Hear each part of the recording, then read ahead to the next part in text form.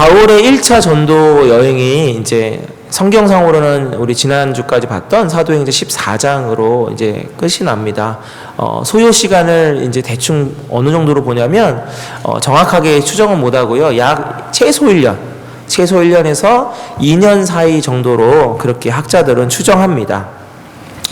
그렇게 전도 여행을 마치고 수리아 안디옥으로 되돌아온 사도 바울과 바나바는 이제 교인들에게 자신들이 어떻게 전도 여행이 이루어졌는지를 상세하게 보고를 합니다. 그것이 바로 14장 마지막 부분에 있습니다. 그리고 그렇게 함께 하신 하나님을 찬양하고요. 그 다음에 보고가 끝난 뒤에 바울과 바나바는 다시 또 이렇게 어디로 가는 것이 아니라 안디옥 교회에서 오랜 기간 같이 머뭅니다. 아마 안디옥 교인들에게는 그 시간이 참 행복했을 것입니다. 또 바울과 바나바도 자신들이 목회했고 또 금식하며 기쁨으로 자신들을 파송해줬고 또 기쁨의 소식을 갖고 돌아와서 마치 고향집에 온 것 같은 그곳에서 성도들과 교인들과 함께 보내는 그 시간이 참 편안하고 행복했을 것입니다. 그런데 평안한 이 시간을 깨트리는 사건이 일어나는데 그것이 바로 오늘 1절에 있습니다. 어떤 사람들이 유대로부터 내려와서 형제들을 가르치되 너희가 모세의 법대로 할례를 받지 아니하면 능히 구원을 받지 못하리라, 이렇게 되어 있습니다. 문제의 시작은 유대에서 온 어떤 사람들 때문입니다.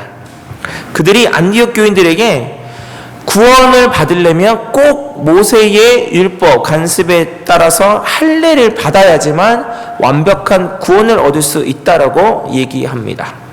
한글 성경에는 미래형으로 번역되어 있지만 헬라어 원문에는 직설법 현재형입니다. 그래서 할례 안 받으면 절대로 구원 못 받는다, 이렇게 되어 있습니다. 심각한 문제죠. 누군가가 우리들에게 와가지고 이렇게 얘기한다고 하면 여러분 자신 있습니까? 보통 그 구원파인가요? 구원파가 이렇게 질문하는데요. 당신은 구원받았습니까? 그럼 우리는 어떻게 대답합니까, 여러분? 질문을 했는데 그러면은 그렇게 가만히 계실 거예요? 어떻게 대답하십니까? 당신은 구원받았습니까? 하면? 그럼 이렇게 대답을 또 질문을 한대요. 몇 년도 몇 월 며칠 몇 시에 받았습니까? 이렇게 얘기한대요. 죄송하지만 저도 그 질문에는 답을 못 할 것 같습니다. 구원의 시점까지 기억하지 못하면 당신은 구원받지 못했다라고 하는 게 구원파의 질문이랍니다. 그러면 왠지 좀 혼란스러울 것 같습니다. 이런 작은 질문에도 혼란스러운데 할례를 안 받으면 절대로 구원받았다고 할 수 없다고 하니까 특별히 이 안디옥 교회 사람들에게는 대혼란이 일어났습니다. 특별히 왜 이 안디옥 교회 성도들이 유독 이렇게 엄청난 혼란을 겪게 되는가? 자, 저와 여러분은 망각의 동물 아닙니까? 한번 안디옥 교회가 어떻게 안디옥 교회가 됐는지를 한번 살펴봐야 됩니다. 자, 스데반 집사의 순교 사건 때문에 대박해가 일어납니다. 그때 그리스도인들이 박해를 피해서 막 여기저기로 이주를 합니다. 예루살렘을 떠나서. 이제 거의 대부분 이주했을 때 이주한 그리스도인들은 유대인들에게만 복음을 전하거든요.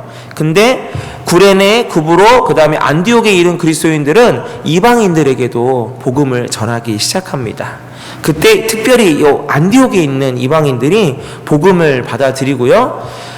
이방인 최초, 2000년 교회 역사상 최초, 자고로 1등이 중요하죠. 최초로 안디옥 교회는 유대인들의 도움이나 유대인들을 통해서 생겨난 교회가 아니라 순수하게 이방인들로만 세워진 교회입니다, 여러분.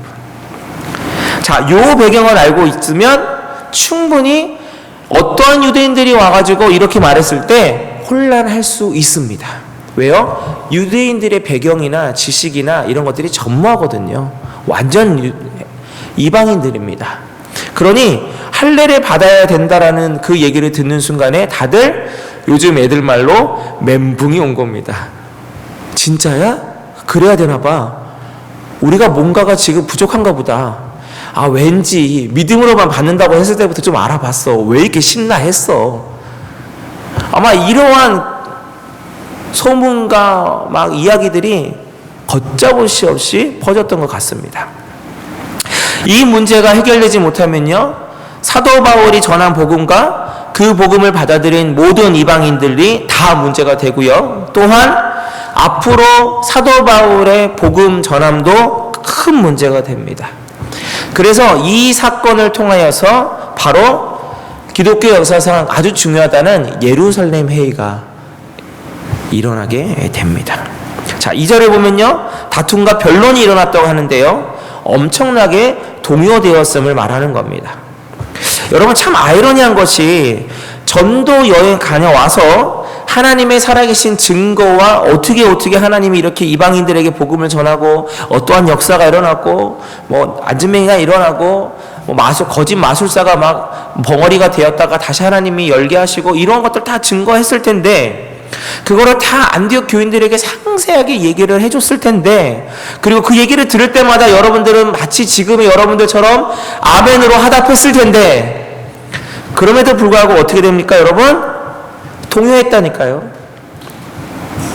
저는 이 말씀을 들으면서 결코 목회자로서 가볍게 이 말씀을 볼 수가 없었습니다. 제가 이른 나이에 주의 일을 시작하면서 제일 많이 힘든 건 육체적 힘듦이 결코 아닙니다. 뭐 육체적 힘듦은 목사만 힘듭니까? 세상 사는 모든 분들 다 똑같이 힘들죠. 새벽에 지하철 타고 가서 정말 별 보고 들어오는 일상, 그 한국의 거의 대부분의 직장인들 얘기들입니다. 육체적 힘듦이 큰 게 아니라 정신적 힘듦이 제일 컸습니다. 특별히 아무리 말하고 알려주고 위로하고 기도해 주어도 결국 본인 결정대로 정해버리는 그 청년들의 모습, 학생들의 모습, 일부 성도들의 모습을 보면서 얼마나 많이 힘들었는지 모릅니다. 혼자서 그런 생각 많이 했습니다. 내가 능력이 부족한가 보다. 이게 그냥 예수의 이름으로 딱 해가지고 그냥 탁 이렇게 되면은 참 무시하지 못할 텐데, 이런 생각도 하고, 또 내가 권위가 없어서 그런가 보다, 그런 생각도 하게 됩니다. 많이 낙담하고 힘들었습니다. 그런데 이게 목회 초년병인 나한테만 있는 어려움이 아니었더군요. 수십 년 목회를 하신 어른 목사님들도 계속되는 성도님들의 관계성의 문제와 배신으로 인해서 평생을 씨름하고 그렇게 사셨던 것들을 알고 보게 되었습니다. 그분들이 그래서 저희 같은 이제 그 목회를 시작하는 목사들에게 뭐라고 하냐면, 사람 보지 말고 하나님만 보라고 권면해 줍니다. 우리 사랑하는 성도님들도 마찬가지입니다. 교회 다니다 보시면 낙담되고 실망할 때 많지 않습니까? 사람 볼 때, 또 목사를 볼 때도 실망할 수도 있고요. 제가 드릴 수 있는 건 똑같은 말입니다. 사람 보지 말고 하나님 보라는 거. 오늘 사도 바울도 바나바도 그렇지 않겠습니까, 여러분? 자, 성경을 좀 더 보면 얼마나 많이 낙담됐을까? 글쎄요, 저는 같은 목회자의 입장이라 그런지 더 많이 감정이 이입됩니다. 자, 오늘 본문에 보시면 뭐 변론하고 다투고 뭐 했다고 치는데, 그럼에도 불구하고 예를 들어서 아닙니다, 사도 바울이 말씀하신 그 복음이 참된 복음이죠. 할례가 웬 말입니까? 믿음으로, 예수 그리스도를 믿는 믿음으로만 구원받는 게 확실합니다. 우리는 그렇게 결정했습니다 라고 하면 얼마나 좋겠습니까, 여러분? 근데 성경을 읽으셨잖아요. 예루살렘에 다녀오시죠, 이렇게 된 겁니다. 저는 설교 준비하다가 울컥할 뻔했습니다. 정말. 지금도 솔직히 살짝 그래요. 사도 바울이 목숨 걸고 복음을 전한 결과가 이건가? 라는 그 생각이 들었어요. 자신들의 구원과 직결되는 문제에 대해서 이게 사도 바울과 바나바의 설명만으로는 이게 부족하다는 게 그들의 결론이 됐습니다. 바울과 바나바는요, 당시에 존경을 하겠지만 직계 제자는, 사도는 아니었거든요. 예수님이 살아계실 때 예수님 바로 옆에서 있었던 베드로나 나머지 제자들처럼 그런 직계 사도가 아니었어요. 그러니까 안디옥 교회 사람들이 평소에는 괜찮았는데 자신들이 구원받는 문제가 걸고 되니까 이 부분은 이게 우리가 이렇게 처리해서는 안 되겠구나 결론을 맺은 겁니다. 그래서 예수님과 함께 사역했던 그 직통 사도들에게 가서 결론을 맺어갖고 와야 된다라고 그렇게 결정한 겁니다.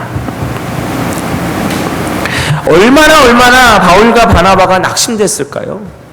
자존심이 얼마나 땅으로 떨어졌을까요? 배신감은 얼마나 크겠습니까? 근데 만약에 오늘 본문에서 바울과 바나바가 그렇게 됐다고 한다면 솔직히 저는 좀 위로가 됐을 것 같아요. 저 인간미가 넘치는구나 이럴 것 같은데 와 대단합니다. 그런 모습이 없어요. 오히려 어떻게 되냐면 기쁨으로 예스 하면서 예루살렘으로 갑니다. 자 3절 볼까요? 3절 보면 이렇게 되어 있습니다. 그들이 교회의 전송을 받고 이게 무슨 전송입니까? 이게 솔직히 기분 나쁘죠. 베니게와 사마리아 다니면 이방인들이 주께 돌아온 일을 말하여 형제들을 다 크게 기쁘게 하더라. 자신들이 지금 현재 낙심되고 낙담하는 이 상황 속에서 오히려 그게 아니라 룰루랄라 기쁨으로 예루살렘 가는 그 길에 여러 군데를 거치면서 그곳에 있는 예수 그리스도를 믿는 사람들에게 자신이 1차 전도 여행 때 있었던 일들을 막 말해주는 겁니다. 하나님이 이렇게 하셔가지고 이방인들이 막 하나님을 믿게 됐습니다. 할렐루야 하면서 다닌 거예요. 그래서 오히려 그 얘기를 같이 나누고 듣던 사람들이 너무너무 기뻐하도록 만들어준 겁니다.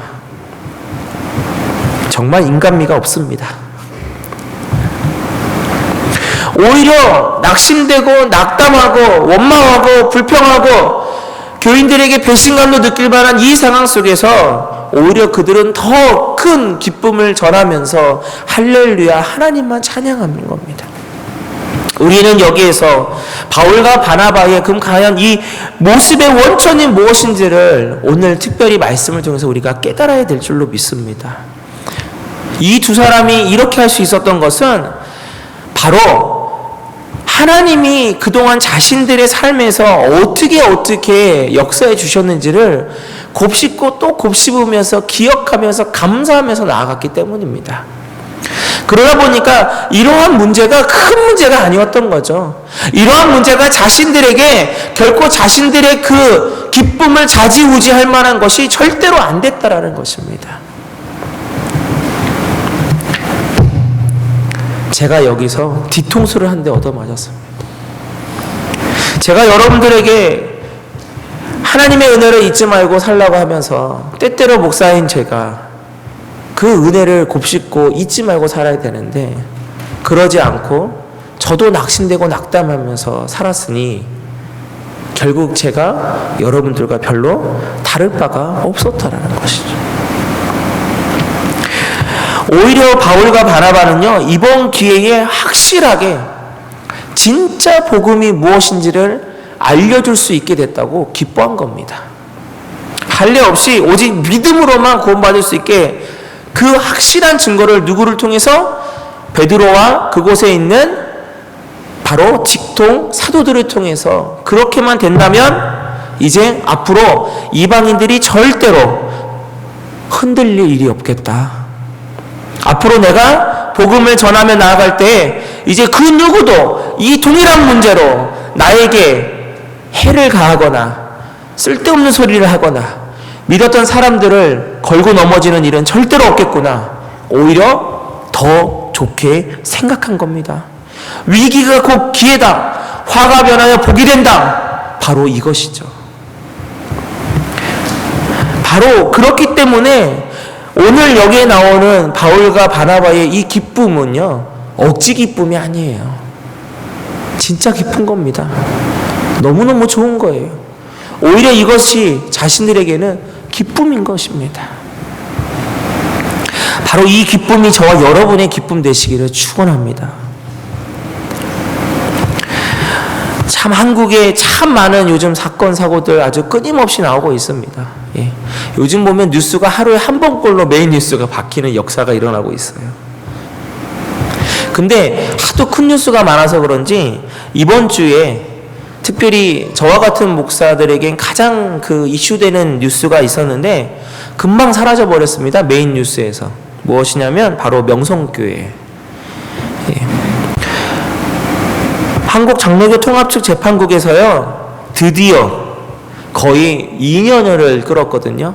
중간에 재판국 한번 다시 다 바꾸고 뭐 하고 뭐 하여튼 여러분들에게 다 말씀드릴 수 없는 여러 가지 일들이 있었습니다. 드디어 이번 주 중에 결론이 났는데 이렇게 결론 났습니다.